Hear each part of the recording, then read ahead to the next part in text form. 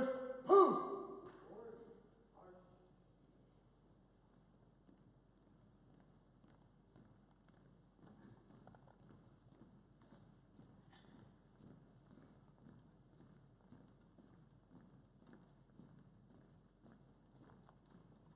Mark time, mark, color, ball, right, hey, post, color.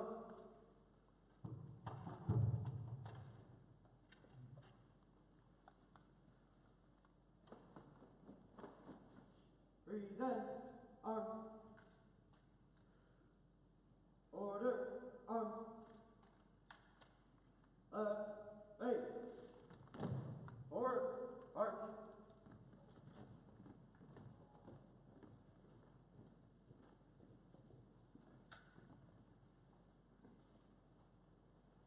Please join me in the pledge. Pledge allegiance to the flag of the United States of America and to the republic for which it stands, one nation, under God, indivisible, with liberty and justice for all.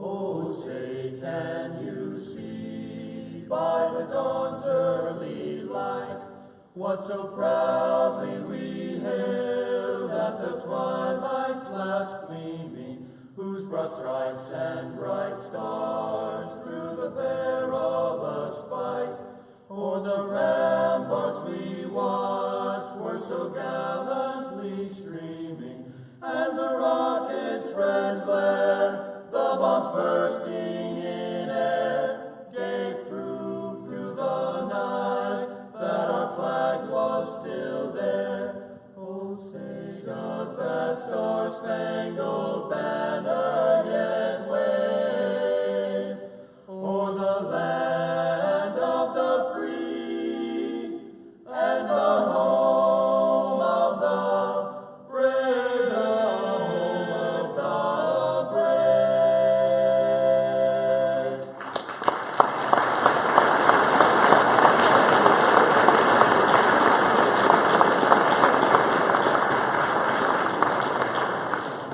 Take seats!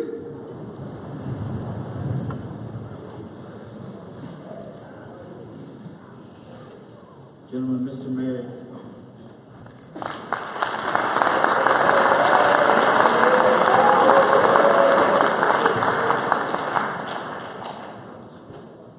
Cadets, rocks, fellow faculty, staff, and visitors.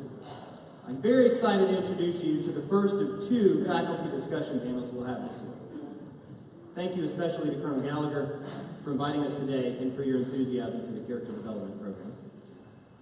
We have three men coming on stage, who many of you already know well. I'll introduce them in a moment, but I'd like to open with a few brief thoughts on wisdom.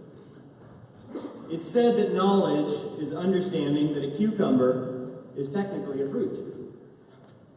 Wisdom, though, is knowing not to dip it in the chocolate fondue. Many of us have heard the word wisdom, but it can be hard to pin down. It's one of those words that can be easier to use than to define. Wisdom is different from knowledge, character, or ethics, but knowledge, character, and ethics are all bound up in what wisdom is. In my own thinking, I would define wisdom as a gut inclination toward the better choice informed by past experience. The more experience you accumulate and process, the stronger and more accurate your inclination will be, and the wiser you will become.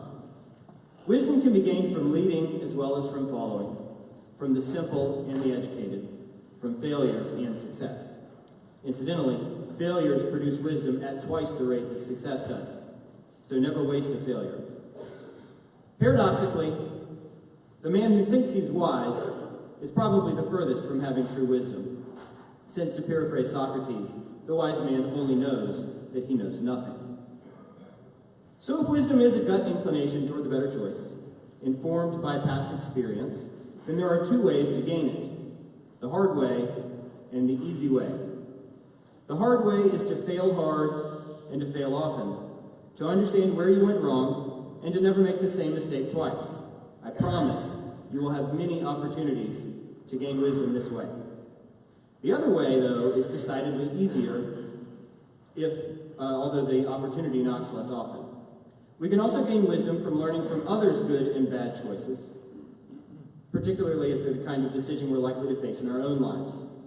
If he pays attention, a young man who applies himself to absorbing the wisdom of those older and more experienced will become more confident and a man of character that others want to follow, whether he ever realizes it.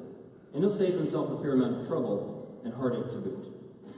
As teachers, we don't claim to be wise.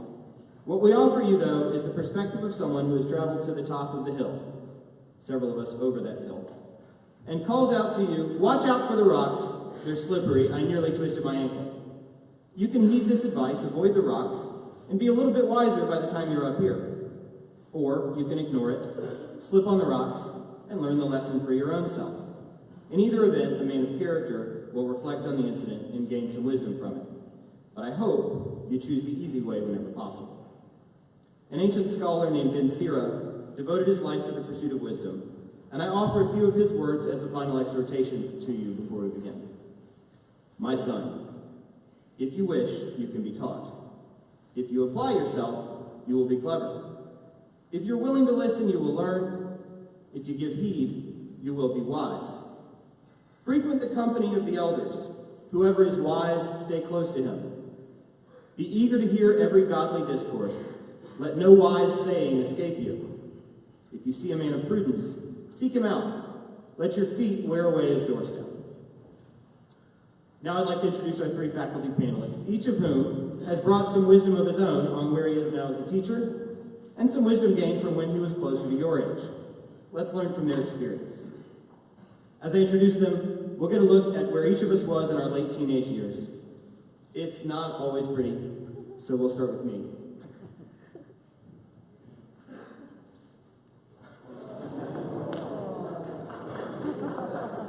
Mr. Alan Tolman.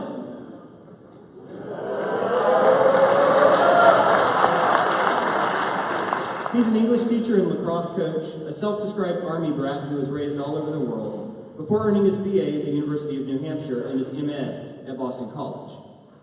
He spent 7 years teaching and coaching at Boston College High School before moving to Georgia in 2013. He's been teaching for 11 years, the last 5 of them with us at Riverside. In Boston, he was named Assistant Coach of the Year 2009, and he was Riverside's Star Teacher and Coach of the Year for 2015-2016. Mr. Tolman lives in Gainesville with his wife Michelle and daughter Milan, and enjoys watching college football, reading, and playing ping pong.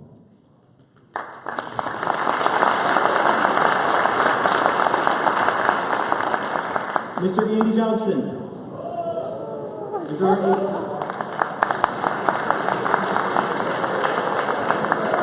Mr. Jobson is our English department chair, prep swim coach, assistant tennis coach, and Horton Society advisor. He grew up in southern Louisiana and became an Eagle Scout, then earned his BA from Tulane and MA from the University of Georgia. He's been teaching since 1990 and with Riverside since 1995, where he was named RMA's Star Teacher in 2002 and 2013 and Teacher of the Year in 2015. Mr. Jobson is married to Elizabeth with 5 children and is an elder and Sunday school teacher at Chestnut Mountain Presbyterian Church.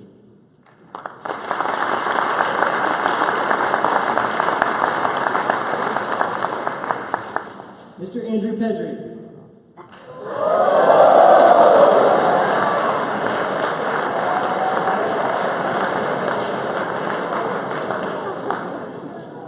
Mr. Pedri teaches history and coaches our airsoft team as well as the medieval and Olympic fencing team. As a child, he spent time in Montana and the Soviet Union, among other places, and also became an Eagle Scout before joining the U.S. Marines and attaining the rank of sergeant. Mr. Pedri earned his bachelor's and master's degrees from George Mason University and served a year as a Fulbright Scholar before joining the faculty at Riverside in 2015. Mr. Pedri is married to his high school sweetheart and lives in Gainesville with her and their 2 daughters.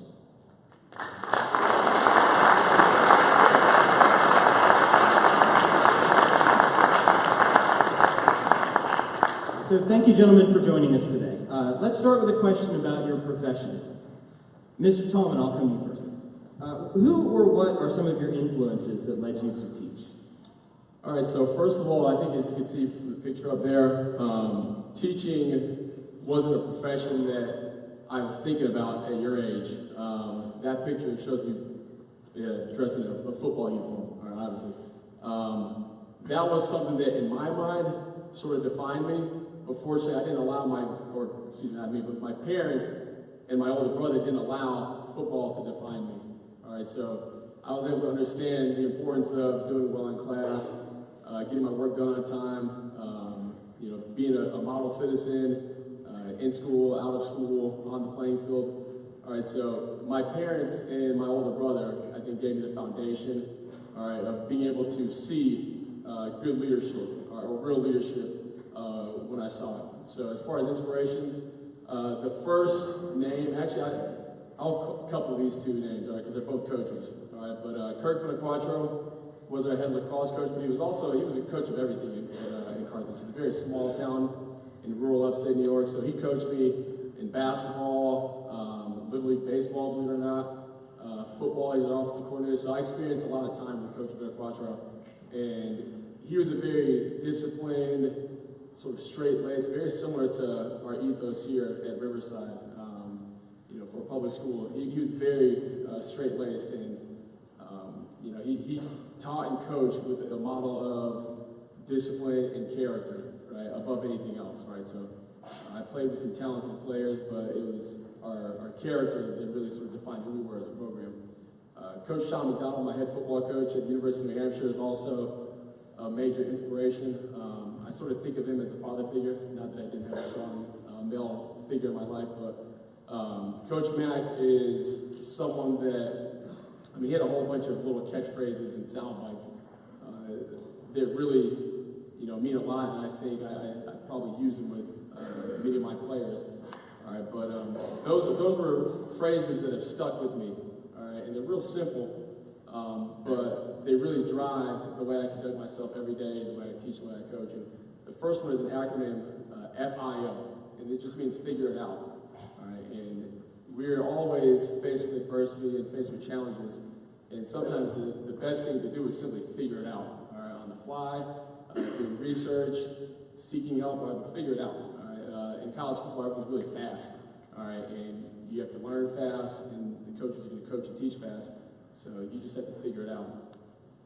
Another one is that perception is reality. I had a student ask me about that literally in class the other day in AP Lang, and my response was, I had a coach that actually told me that perception is reality. All right, what that means is that what you're telling yourself in your mind may not match, all right, or fit what your teachers and your coaches are seeing. All right, and their perception is the more important reality. Okay, so even if you think you're giving great effort, all right, you think you're working your hardest, if the perception of others is that you're not, then that is reality. All right, so make that reality, all right, others' perceptions and not your own manifestation of whatever you're doing or whatever you think you're achieving on a day-to-day basis. And then as far as a teacher role model, I know I teach English, all right, but a teacher that I think of as sort of modeling my teaching style and someone that was a great inspiration to me is my art teacher, Mr. Gaffney. And mostly because he had the ability to relate to a very wide spectrum of students. And I think that while content and subject matter is important, all right, I know that there's probably not that many English majors, and I didn't make a career in art, but Mr. Gaffney always gave me confidence. All right, so in 9th grade, when I had never, really done an upper level art piece, he made me believe that I could be a great artist.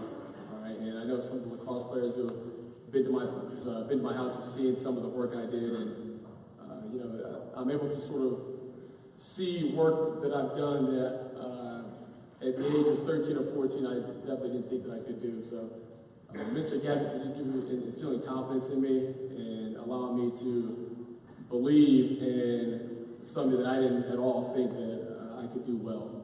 All right, so sometimes it's not about, your passion or your knowledge of a subject as much as it is making a connection with somebody. And I think Mr. Gaffney achieved that very well, not just myself, but with a number of students. Thank you, Mr. Tolman. Mr. Jobson, I'm going to vary the question up a little bit. Can you tell us, this is a big question, but why do you teach? What drives you to be a teacher and not something else, or what are you trying to get out of your students as you teach? Well, I'm going to add a few things to what we talked about last week, but when I was in high school, I was pretty impressed with myself and thought I was going to go high places and do great things. I had actually been voted most likely to succeed in my 8th grade class, so hey, that tells you some great things. And I was at the top of my high school class, so I figured, I was going to go make a lot of money and do great things. Maybe international service, maybe law. Actually, senior year, I actually thought about being an engineer, like my father.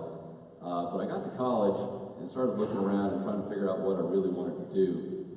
And there's more to life than just making a living. There's making a difference. And so senior year, I applied for and got accepted to Teach for America, which put me into an elementary school program where I was teaching basically in an inner city environment. And that was a tough 2 years, but I also realized that education was something that I was really pretty interested in. And I went back for my master's degree thinking, well, I'd go do the doctor thing. I would become a professor in a university. But 2 years in graduate school, and I thought, I don't see that what we're doing here is really making the world a better place. And I think you may have seen some of that too. But as I got through my master's and thought, okay, what good will it do if somebody reads my master's thesis about the theater on the Confederate stage? Not much. But I can make a difference in the lives of young people. And so after a brief summer where I tried to be a stockbroker, actually passed the test, but looked around and said, this is not what I want to do either. I went back and got my certification. So I'm here because I think it is the way I can make a difference in the world and I can impact the next generation. I can't think of any other way that I can have more direct impact on people's lives. And my kids are going to be part of your world too. And so I'm doing what I can to make the world a better place for them and for you. Thank you, sir.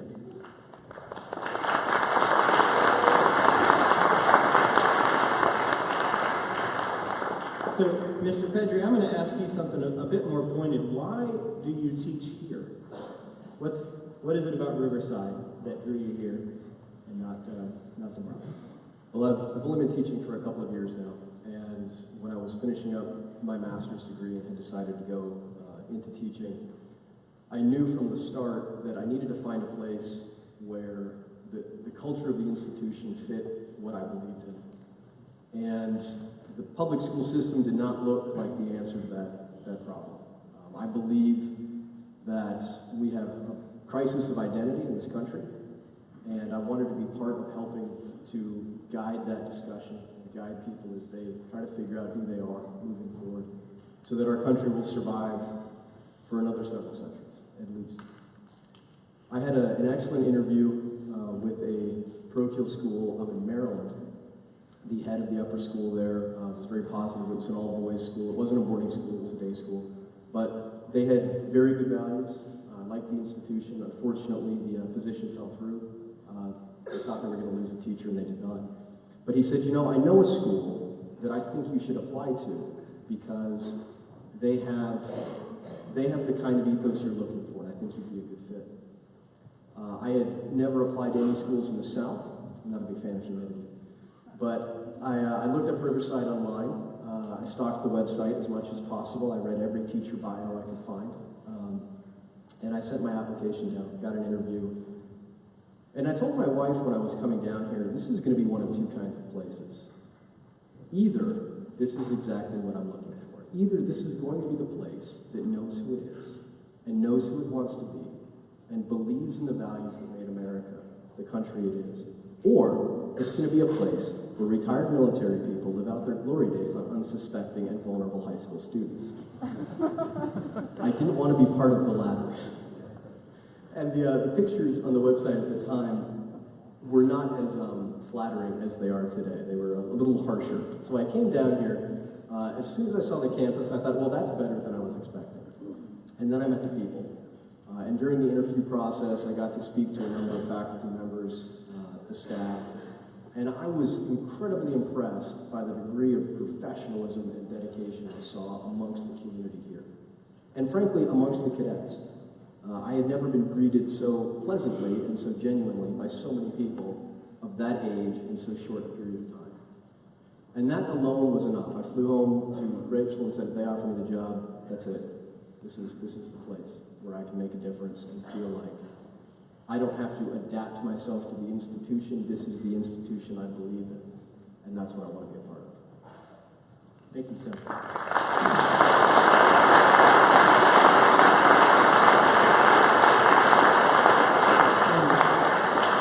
Mr. Pittman, if I remember correctly, I was one of the first people you met on campus. Just throwing that out. Impressed right from the first moment. That's right. So now we're going to ask each of our panelists to share a little bit of wisdom gained from when they were closer to your age. So I'm going to ask you to tell us a story of a time in your young life when you had an important decision to make, one with consequences for your ethics or your leadership. Walk us through your decision-making process, what your different considerations were, and what the outcome was. Mr. Tommy, we'll start with you, please. Sure, okay, so I'm going to tell you a story that's somewhat awkward to tell. I've probably told someone with cross players this story. I'm going to spare this group the details, but I'll hopefully get the point of what we're trying to get here as far as the ethical decision that I had to make. And this decision was a sort of split-second decision. I talked about my parents and my older brother and their influence on me.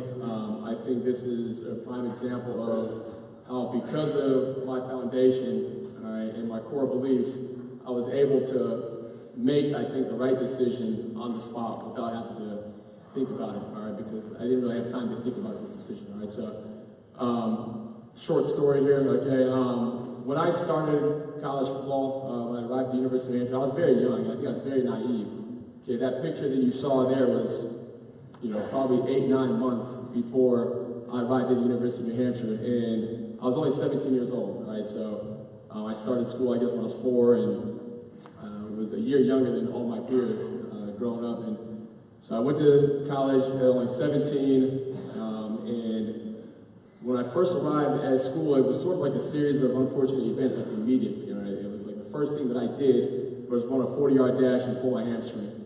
Okay, so that wasn't a good impression to make.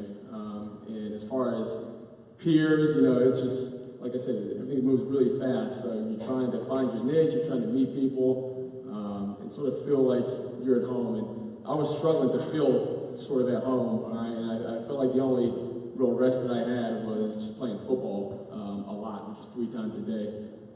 Double sessions, but it felt more like triple sessions. But anyway, I heard other linebackers talking about this day, right? Oh, such and such a day. I can't remember what they were calling it, all right? But like I said, I was very naive and I was sort of oblivious to it. And then I remember maybe a week into camp, the day came and everybody was saying, oh, this is the night.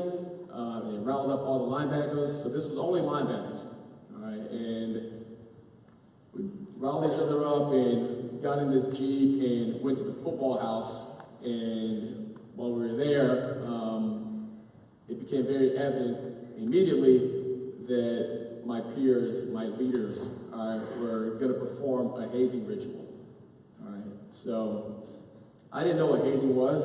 Fortunately, I went to a high school that had leadership that didn't allow that. You know, I was completely oblivious to it. I didn't think, oh man, what am I going to do when I get to college and I get hazed and I have to perform X, Y, and Z?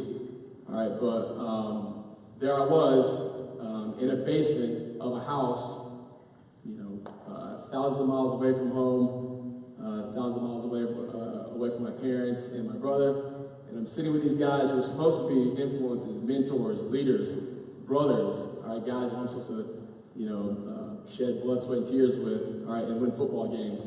And here they were asking me and our younger peers, right, because it was the freshmen who were doing this initiation ritual. And the act was grotesque, all right, and immediately my response was I laughed because I thought they were joking, all right, and then they just started, you know, antagonizing and telling me, no, you're gonna do this. And I said, no, I'm not gonna do it. All right, so I started walking away, and they're like, fine, you don't get to watch, which was really silly to me because the act was so grotesque, that's something anybody would want to watch. All right. So I went upstairs, and when I got up there, I was just hanging out with another player from the team, upperclassman, who probably knew what was going on in the basement, but realized that I wasn't partaking in it. So we just made small talk, and that's really the conclusion of the story. Right? And the other teammates of mine, the other freshmen, did perform the ritual. All right? And immediately, I had this sense of relief, and I knew that I did the right thing. And I felt bad for those other guys, all right, that they didn't. I wish there was something else I could have done, all right, where I could have said, hey, look, none of us are going to do this. Guys, come on up with me, all right, and let's get out of here. But I didn't, all right. I was accountable for my own actions, and what's really interesting about that story is that there was no negative outcome, all right. So I wasn't bullied the next day. There was no, negative consequence, all right. What ended up happening was that actually, I think I was more respected by those older guys, certainly more respected by my fellow freshman peers, and I think that's just something to think about, guys, right? Is what is the outcome when you make the right decision, all right?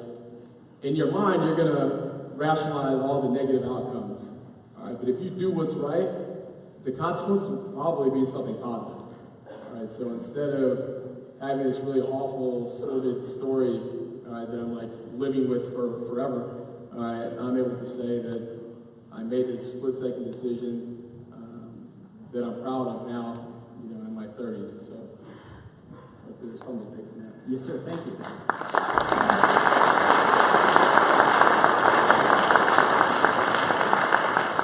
Mr. Johnson, we'll ask you to tell us a similar story about your youth, and if I remember, yours didn't end so well. Right. Well, Mr. Tallman shared something he can be proud of for the rest of his life. I carry a little more embarrassing burden from my senior year. I'd done well in school. I was actually elected president of the National Honor Society, so, I think I've got it all together. And one of our activities that year was to serve on a 5K. We were pointing the directions, we were showing which way to go for a 5K. So, I and several of my friends reported there that, I think it was a Sunday morning. So we were out there, and all the runners ran past. And then several of us got together again and said, I'm kind of thirsty, I'm kind of hungry, are you hungry? And so we looked at each other, and of course, the right answer was, no, we can't go anywhere. But being stupid and not really being a runner, I thought, we probably got an hour. Like, what am I thinking? So when they said, let's go, I said, okay. And here I am supposed to be in charge, and we left the post and went off and got a drink and then came back.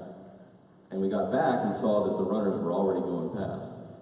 And you couldn't change midway because every time you thought, well, now we can get in, and no, some other runner was coming. So we had left off about a city block. So the race was invalid because their times they were probably very excited about their times because they weren't running a true 5K. But then comes the organizer of the event, and he has to say, what's going on? And I have to say, sir, it's my fault. I wasn't thinking, and we left for a little while, and I don't know what to tell you. I had no idea what I could say other than I'm a moron, and this was a ridiculous decision. So the best I could do was convince everybody else in the National Honor Society we are cleaning up every single half mile of this race, and we picked up, I don't know, hundreds of paper cups. And my friends said for a while I was really pretty devastated. But clearly, I still carry that. I should have known better, and I just let friends talk me into something that I should have known was not smart. So my advice is just think before you act, because you know the right thing to do. You just got to have the courage to say, this is what we're going to do. And so I acknowledge Mr. Tallman's ability to do that and wish that I had been as mature at 17. And how many runners' time did you waste that morning, sir? Did I waste? How many runners were there in the race? At least 200. Thank you, sir.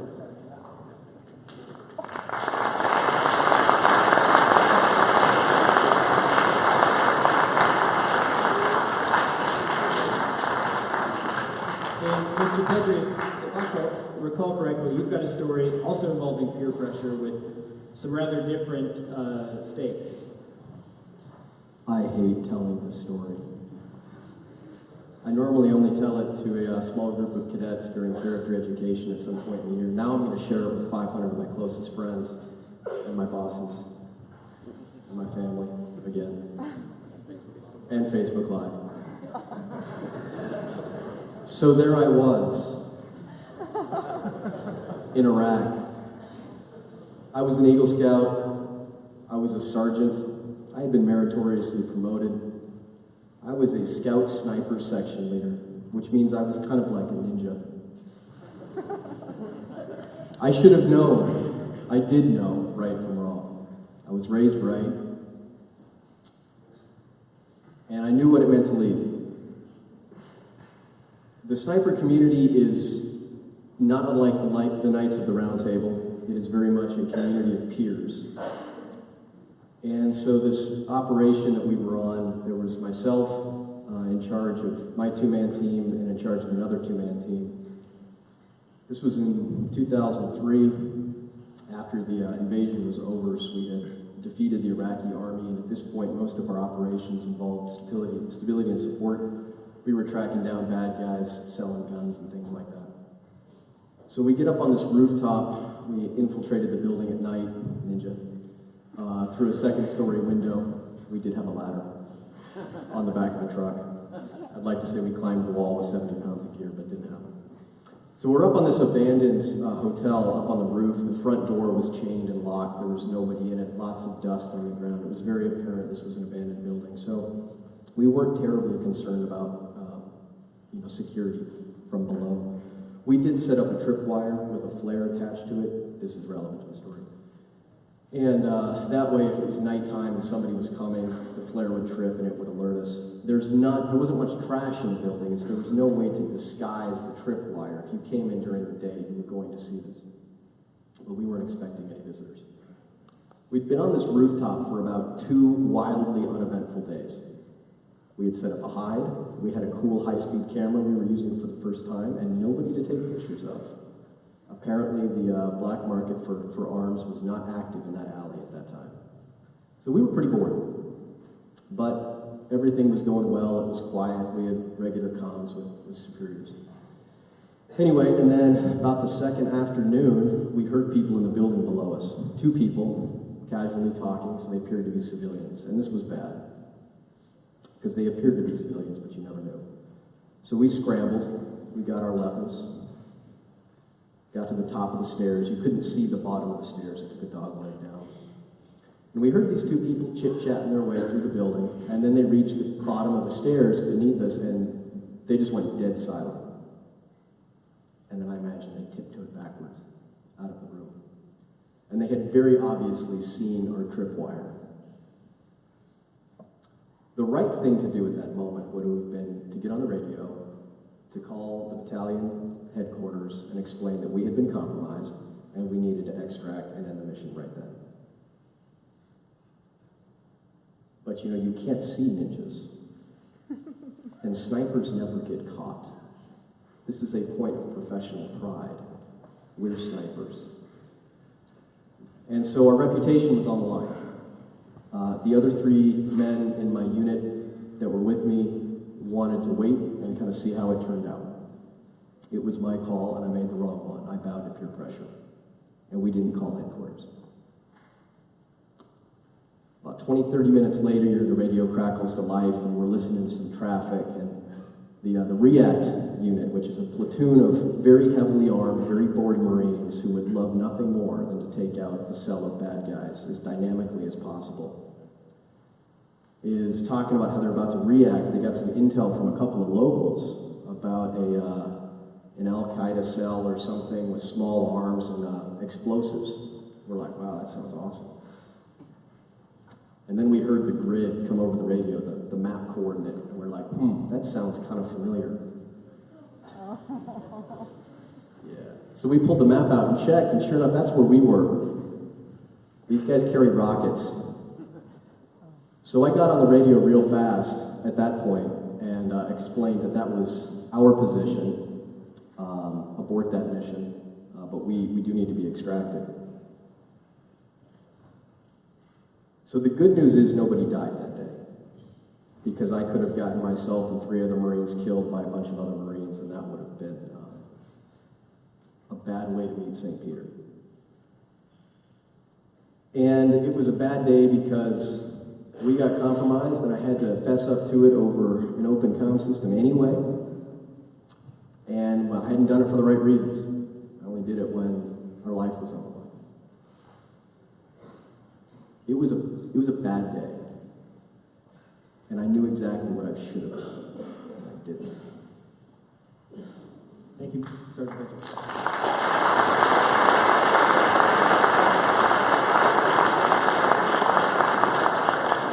We have just a few minutes. I think we have time for 1 or 2 questions from the floor.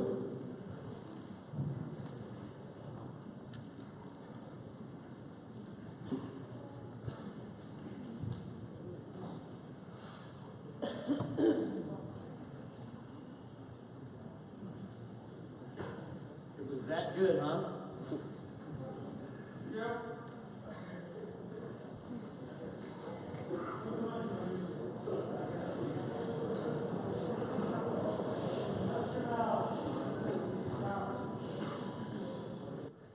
My name is Cadet Joyner, Foxtrot Company. So I heard that you lived in the Soviet Union, and that gets me curious. What was it like living there? Great. And how long did you live there? I was there for about 2.5 years. I was left when I was 8 or 9. My father was working with the embassies. The Soviet Union, this was the very last days. We left and the whole country fell apart. It just couldn't handle it without us. But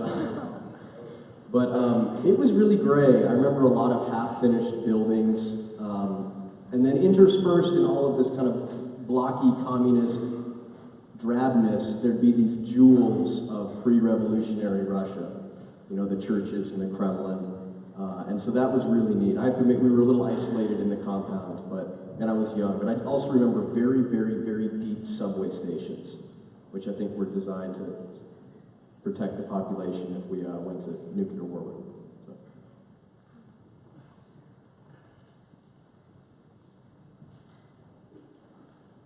Okay, well, thank you for your attention. Let's give a round of applause to our panelists again.